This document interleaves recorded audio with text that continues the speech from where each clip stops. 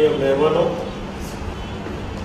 માન્ય દીપકભાઈ, માન્ય જિગ્નેશભાઈ, એસઆરસી સમિતિના ચેરમેન ગીતાબેન, આચાર્યશ્રીના પ્રતિનિધિ તરીકે ચમનભાઈ ગઢવી અને આપ સૌ વિદ્યાર્થી મિત્રો, આપ સૌ જાણો છો કે પરીક્ષાનો માહોલ ચાલે છે. તમે પણ પરીક્ષાને બાજુએ રાખીને અહીંયા આવેલા છો.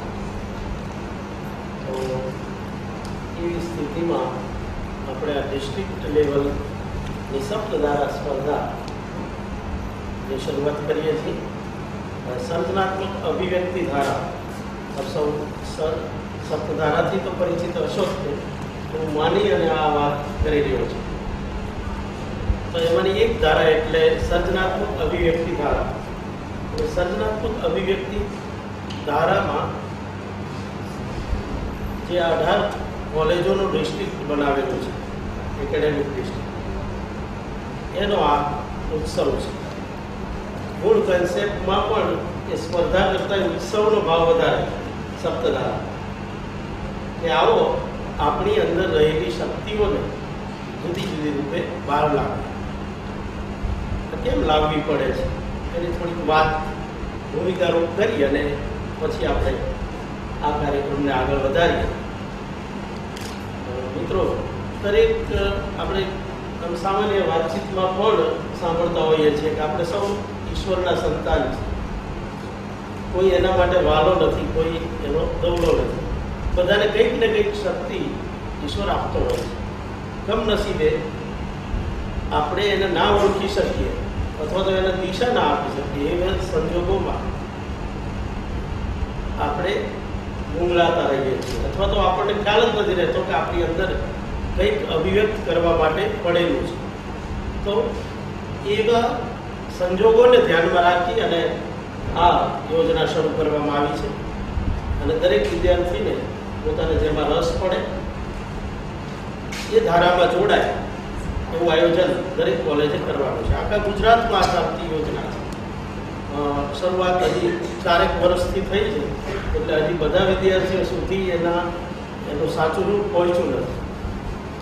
પણ તમે આ વાતને તમારા મિત્રોની વચ્ચે લઈ જાઓ અને એમને આ એક સરસ મજાની વાત કરો કે આ ધારા પૈકી કોઈ પણ એક ધારામાં તમે ભાગ લો અને તમારી અંદર જે કહેવા જેવું કંઈક પડ્યું છે એને બહાર લાવવાની બતાવો. આજે જે વાત કરવી છે એ છે સર્જનાત્મક અભિવ્યક્તિ ધારા. સર્જનાત્મક અભિવ્યક્તિ એટલે શું? અભિવ્યક્તિ એટલે શું કે છે? અભિવ્યક્ત કરવું એટલે શું?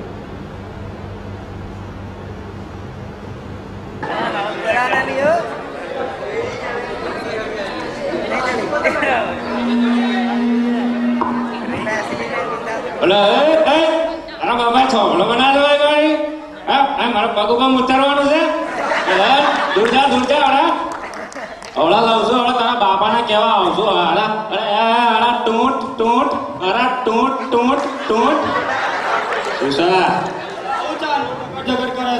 અલ્યા જોજે પેલાનો છોકરો મારા પગ ઉપર મૂતરે જ જતો રહે. એની દેવી, એની ગુણની દેવી લે.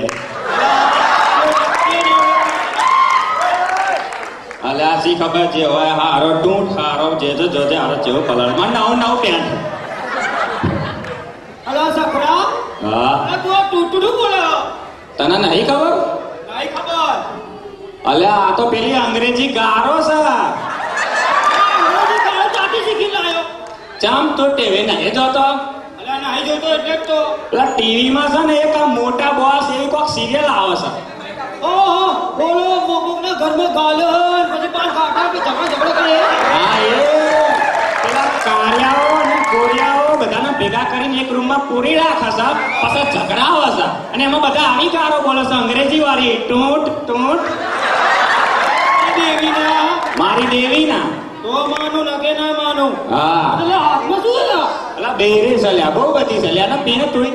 આટલી બધી ક્યાંથી લાવ્યો? અલ્યા આ તો પેલા શંકર ના લીધે. કયો શંકર? ઓલો બટાકા વાળો કાંચિયો? બટાકા વાળો નહીં, શંકર ભગવાન ની વાત કરો છો. દેવીના. એટલે શંકર ભગવાન તારે બીડી આલી ગયો. ઓ મને રાત્રે સપનોમાં આયા હતા. મને કે મોગ મોગ મોગતે આપું. મને એમ તો મજાક કરતા હશે. મેં કીધું લાવો બેરી. દેવીના. અને તને તો ખબર છે આપણામાં કેવું હોય લ્યા, 99% લોકો તો બીડી પીતા જ હોય, ખાલી 50% નહીં પીતા. સાચું. એટલે મેં તો માંગી બેરી. તો હું તો સવારે ઉઠ્યો ને તો મારે તો પથારીમાં બેરે, ઘરમાં બેરે, રસોડામાં બેરે, માળિયામાં બેરે, જાદરામાં બેરે. 2 દાડાથી મારા બાજુના ઘરે જવું પડે છે. वो याद नहीं करते.